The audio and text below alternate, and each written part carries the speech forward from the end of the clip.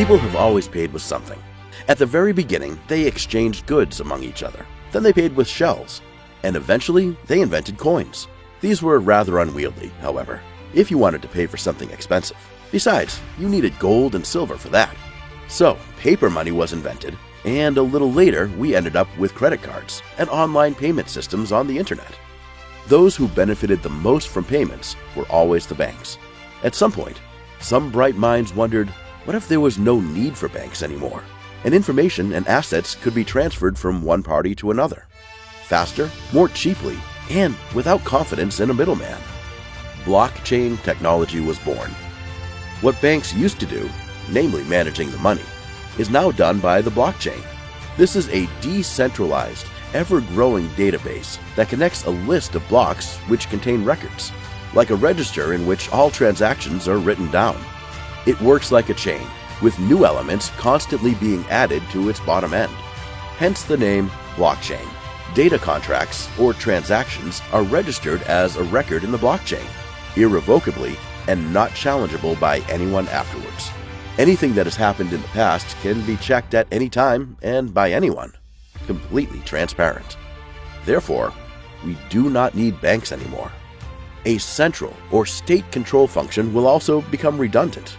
The network controls itself independently because a list of all transactions, the blockchain, is stored on millions of computers. Manipulation, fraudsters, or hackers don't have a chance due to the transparency and decentralization. A mistake or a change in the blockchain would be noticed immediately, as a simultaneous attack on all computers is essentially not possible. This makes the blockchain a trend-setting technology. In numerous peer-to-peer transactions, i.e. direct transactions, the new technology is already in use. It is safer, faster, cheaper, and there is no stock market crash, no manipulation, and no bank robbery.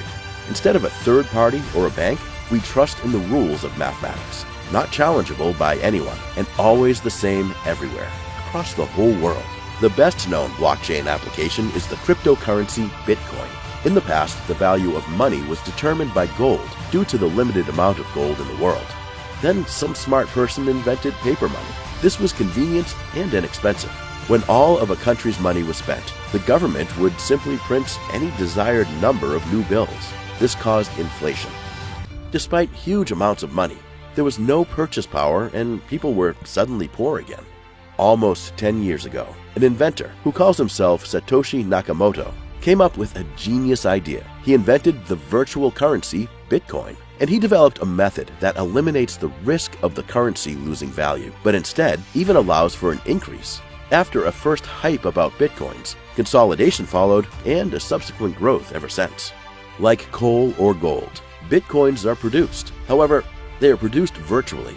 That's why we speak of mining. The number of Bitcoins is mathematically limited and thus stable in value. A maximum of 21 million Bitcoins are possible. Through processing power of computers and graphics cards, a cryptographic task is solved by using mathematics.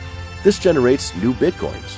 In theory, anyone who has the appropriate software and hardware can participate in the mining and receive Bitcoins or parts of a Bitcoin for their work performance. Bitcoins can also be bought at so-called exchanges or special Bitcoin machines. You pay for them using a credit card or online banking, or even with cash at the machine, and in return, you receive Bitcoins that go into your digital wallet.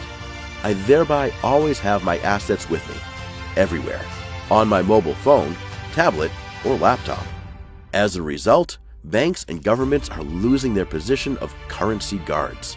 They can no longer reign over the balance in Bitcoins. Although the transactions are very transparent, users are mostly anonymous. Nobody can freeze, remove, or devaluate credits. Due to the decentralization, no regulation is granted access. There is no Bitcoin company, no Bitcoin building, and no Bitcoin state. Everything is stored in a decentralized manner on millions of computers and works according to mathematical rules, completely self-sufficient across all borders as a worldwide uniform currency. The people have regained control of their assets. More and more are becoming aware of the digital currency of freedom, and new points of acceptance arise, online as well as in the real world. The demand for Bitcoins is rising continuously, which in turn increases the value of each Bitcoin as there is only a limited number of Bitcoins available. The future of money has already begun.